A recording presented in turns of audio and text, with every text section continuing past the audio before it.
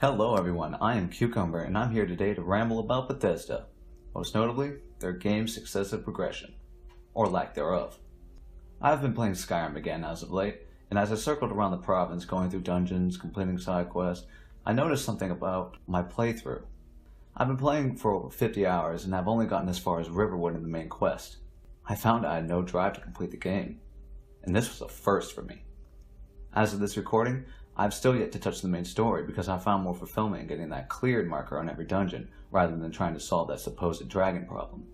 This got me thinking about other Bethesda titles, and I found that as time progressed, the number of playthroughs I put into them diminished with every game, with me only having completed Fallout 4 on one character. While on the topic of Fallout 4, very much like Skyrim, I had no drive to start again. I was able to complete just about everything on my first character in that game.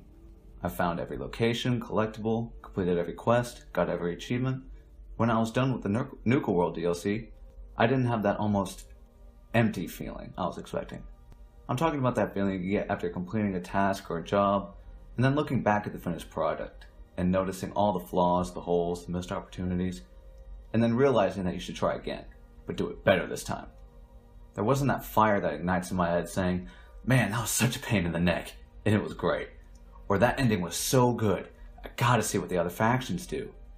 By the end of Fallout 4, and what I'm currently feeling now with Skyrim, I'm just burnt out. I don't want to explore the Commonwealth again. And with Skyrim, I don't even want to start a side storyline, let alone the main one. I've been there, I've done that. And if this is a sign of a trend, then I don't know how to feel about future installments, to be honest. However, this could all be boiled down to the fact that I may be finding myself expecting water to come out of a rock. My overall disappointment being derived from those hopes I managed to get too high. Or perhaps the learning curve that once presented itself when I first started playing Bethesda games has already been overcome, opting out an obstacle that is to be faced by anyone new to their games. Bethesda makes action games with RPG elements, not the other way around, I can imagine being said. But when I see the best RPG of the year, or most anticipated RPG, being etched into their branding and marketing, I unfortunately always seem to have that sense of hope that something, anything, might change, when in reality, I shouldn't hold my breath. That's why I want to go over the first aspect I feel has been plaguing recent Bethesda titles to the point where they're being almost rotted away from the inside out. The first piece is storytelling. Storytelling in and of itself is portrayed in a variety of manners, whether it be the show don't tell of Dark Souls or the ever-changing amalgamation of retcons and loop-de-loops of Warcraft lore. Every game or franchise has an outlet they utilize in order to paint their narratives. But where Dark Souls is not entirely reliant on narrative, and Warcraft provides novelizations and RTSs to mold a timeline, one could say, Bethesda has shown a majority of their lore in-game to establish their canon. And before I get told that Elder Scrolls had its own set of books, I realize this, but it seems to me when it comes to the solidity of canon, the games are for the most part the soundest foundation for the overarching story. The same is to be said about Fallout. However, Fallout is its own can of worms, as Fallout 1 and 2 are distant memories, and New Vegas never seemed to exist for Bethesda.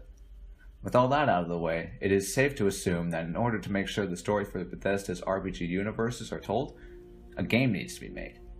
This format Bethesda uses, I believe, is the reason many RPG elements are stripped from the story. This is where the first of a long line of dominoes is pushed. A prevalent idea is pressed on people when a new Bethesda game is announced.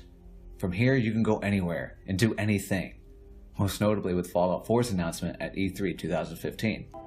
This is an enormous dynamic world where you can create any kind of character you want, go where you want, and do whatever you want. This tagline, this mission statement, is what destabilizes not only this game's story, but Fallout 3's, The Elder Scrolls 4's Oblivion's, and Skyrim's as well. I assert this as each of these games' stories has a common thing among them, their urgency. The Oblivion gates are opening and Mehrunes Dagon is threatening Tamriel, close shut the jaws of Oblivion. The dragons have returned and Alduin plans on ending the world as we know it. Dragonborn, save us. My dad just abandoned me without a second thought and went out into the wasteland for who knows what? I gotta find him. And in Fallout 4's case... However, this go anywhere and do anything mantra completely subverts the narrative in favor of collecting pencils and coffee mugs, or maybe joining the Mages Guild or becoming the grand champion of the arena. Gameplay over story. It seems to be the route most suited for mass appeal, and what Bethesda finds to be the most profitable.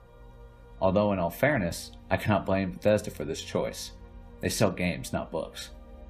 Regardless of this understanding, it doesn't mean I'm accepting of this notion. That is why I'll propose a simple, yet effective means to at least somewhat remedy this concern that I have. Remove the urgency. In Morrowind, you are told that it's going to take Dagoth years to exact his plans. You got time to mosey around. The question I ask is, why not do the same for these other games? It wouldn't even be that difficult either. Just little changes in the beginning of each story could easily evaporate this misplaced urgency. For the very beginning, at least.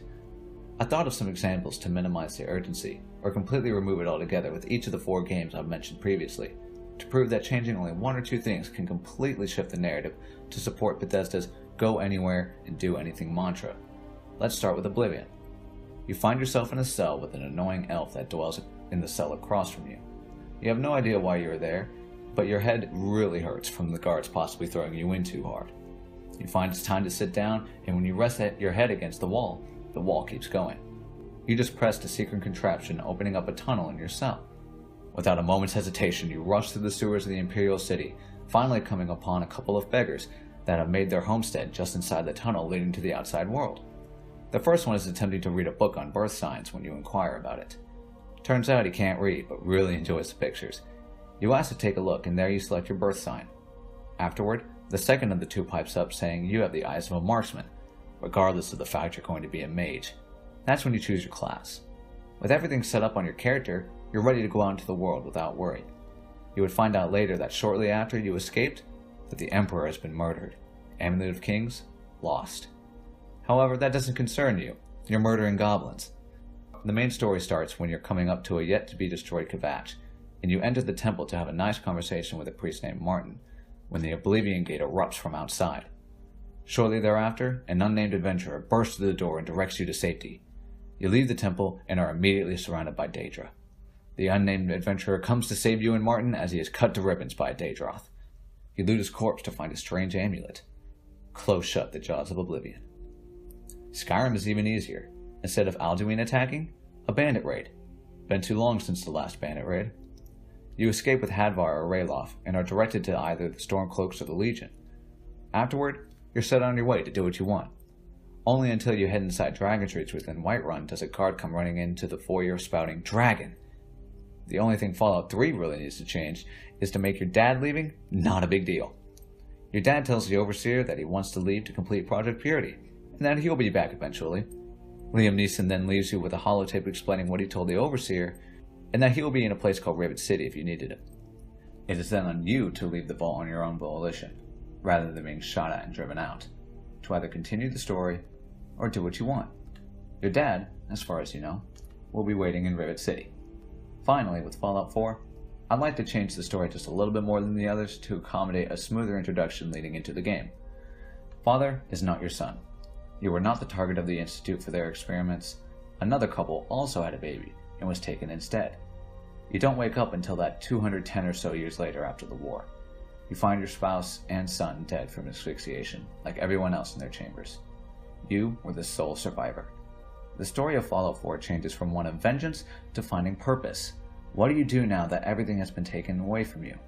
Your family, your home, your life, gone in an instant. You have awoken into a broken world that is seeking to be fixed. What do you do?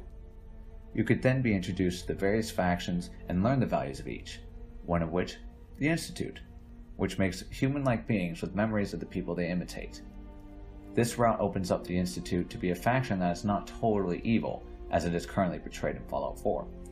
With them, you have a chance to get your family back, one way or another. Maybe, just maybe, the Institute can recreate your family. These examples prove that the urgency problem in Bethesda games can easily be mended with a little bit of thought. I really hope you enjoyed the video. Please let me know what you thought about it. I'd like to hear your feedback, and if you have any questions, quarrels, or queries, be sure to ask as well. I'm Cucumber, and remember, pass the dressing.